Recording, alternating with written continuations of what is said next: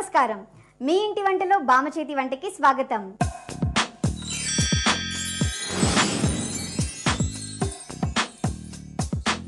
ఈ మాసం చెడుపై మంచి సాధించిన విజయానికి ప్రతీకగా నిలిచే మాసం అని చెప్పుకోవచ్చు. రాష్ట్ర వ్యాప్తంగా దేవీ నవరాత్రులు ఘనంగా జరుగుతున్న ఈ సందర్భంలో దుర్గమ్మ కోరిన వెంటనే కోరినన్ని వరాలను ఇవ్వడానికి సిద్ధంగా ఉంటుంది.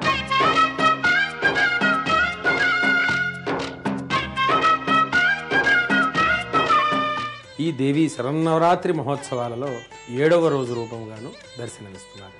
అలాంటి అమ్మవారికి పూజ చేసుకుంటారు.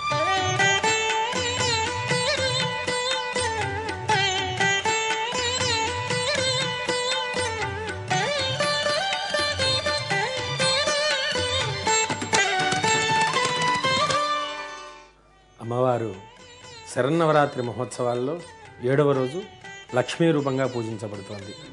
మహాలక్ష్మిలా ఉన్నది. నువ్వు కూడా బామ్మ. మరి ఏ వంట చేద్దాం ఇప్పుడు? ఏ వంట ఏమిటి? పంతులు గారు చెప్పారు కదా కట్టె పొంగల్ చేయాలని. అవునవును, కట్టె పొంగలి కదా.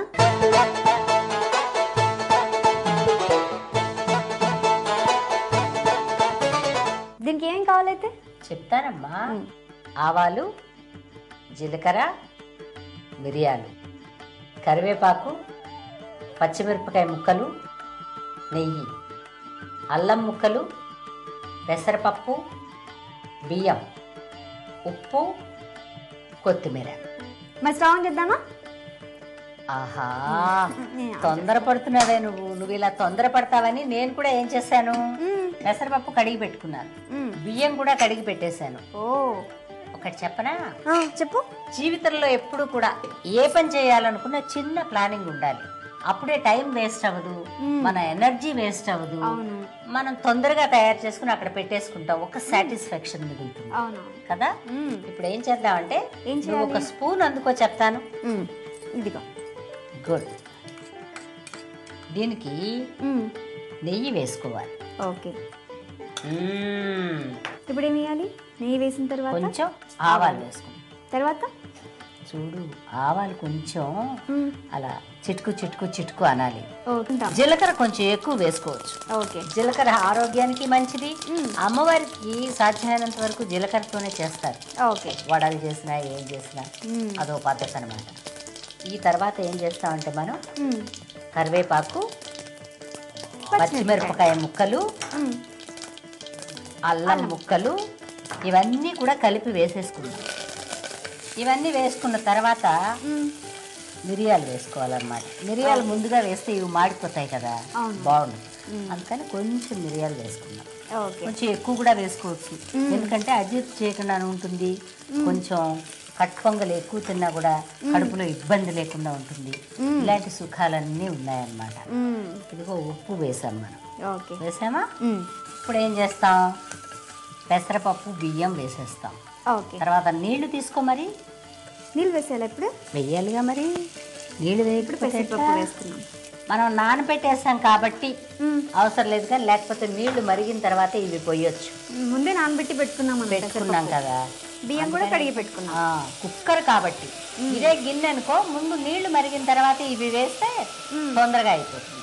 కుక్కర్లో ఎలా వేసినా తొందరగా అయిపోతుంది కాబట్టి వీటిలో ఇప్పుడు నీళ్లు పోద్దాం మనం. ఉండు, ఎలా పోస్తావు? 1.5 పెసరపప్పు బియ్యము కలిపి వేస్తే 3.5 నీళ్లు వేయాలి. అంటే ఇప్పుడు 1 కప్పు మనం బియ్యం వేసాం, దానికి 2 కప్పులు 2.5 కప్పులన్నా వేయాలి. ఎందుకంటే పెసరపప్పు కొంచెం ఎక్కువ నీళ్లు లాగేస్తుంది. Okay okay. అలా మనం వేయలేదనుకో కొంచెం గింజలు గింజలుగా ఉంటుంది. ఇప్పుడు దీంతో 3 కప్పులు పోస్తాం. పోయి అమ్మవారికి పెట్టేది కాబట్టి నేను పసుపు వేయలేదు. అమ్మవారికి పెట్టకుండా మనం తినాలనుకున్నాం అనుకో కాస్తంత పసుపు వేసుకోవచ్చు. ఓకే, చాలు వాటర్. ఇప్పుడు మనం దీన్ని మూత పెట్టేసుకుందాం. మూత పెట్టింది. ఎంతసేపు ఉడికించాలి దీన్ని? ఎంతసేపు ఏముంది, కరెక్ట్ గా 3 విజిల్స్ వచ్చేదాకా ఉంచేసామనుకో చక్కగా కట్ పొంగల్ రెడీ. 3 విజిల్స్ అయిపోయాయి కదా, ఆపేయచ్చు కదా. ఆపేద్దామా? ఎప్పుడు ఓపెన్ చేయాలి ఇది? ఓపెన్ చేయడానికి అంత కంగారు ఎందుకు, నేను చెప్తాగా. ఓకే.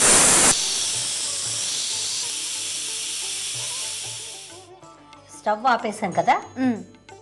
ఇప్పుడు లోపల ఉన్న ఆవిరంతా వెళ్ళిపోతుంది. వెళ్ళిపోయిన తర్వాత ఓపెన్ చేయాలి. తర్వాత ఓపెన్ చేసాం.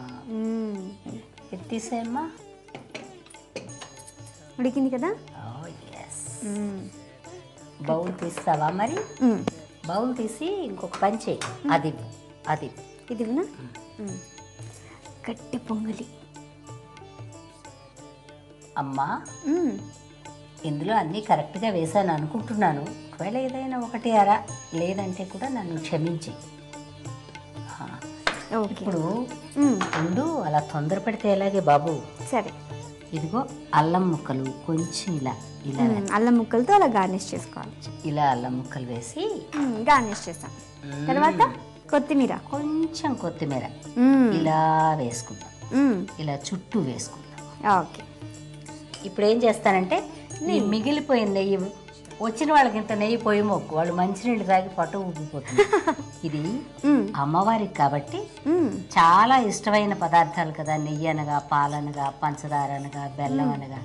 అందుకని కొంచెం నెయ్యి వేసేస్తే అమ్మవారికి చక్కగా పెట్టుకోవచ్చు. కట్టె పొంగలి రెడీ అయిపోయింది కదా బామ్మ. మా బామ్మ చేసిన కట్టె పొంగలి రెడీ అయిపోయింది. మరి దీనికి కావలసిన పదార్థాలు, తయారు చేసుకునే విధానం మరొకసారి చూద్దాం. కట్టె పొంగలి కావలసిన పదార్థాలు: ఆవాలు, జీలకర్ర, నెయ్యి, కరివేపాకు, పచ్చిమిర్చి ముక్కలు, అల్లం ముక్కలు, మిరియాలు, కొత్తిమీర తురుం, ఉప్పు, బియ్యం, పెసరపప్పు. తయారు చేసే పద్ధతి: స్టవ్ ఆన్ చేసి కుక్కర్ పెట్టి అందులో నెయ్యి వేసి వేడి చేయాలి. వేడి అయిన తరువాత ఆవాలు, జీలకర్ర, పచ్చిమిర్చి ముక్కలు, కరివేపాకు, అల్లం ముక్కలు, మిరియాలు, తగినంత ఉప్పు, పెసరపప్పు, బియ్యం వేసి అందులో నీళ్లు పోసి కలిపి మూత పెట్టి 3 విజిల్స్ వచ్చే వరకు ఉడికించాలి. 3 విజిల్స్ వచ్చిన తర్వాత మూత తీసి కలిపి బౌల్లో తీసుకుని అల్లం ముక్కలు, కొత్తిమీర, నెయ్యి వేసి సర్వింగ్ బౌల్లోకి తీసుకుని సర్వ్ చేసుకోవాలి.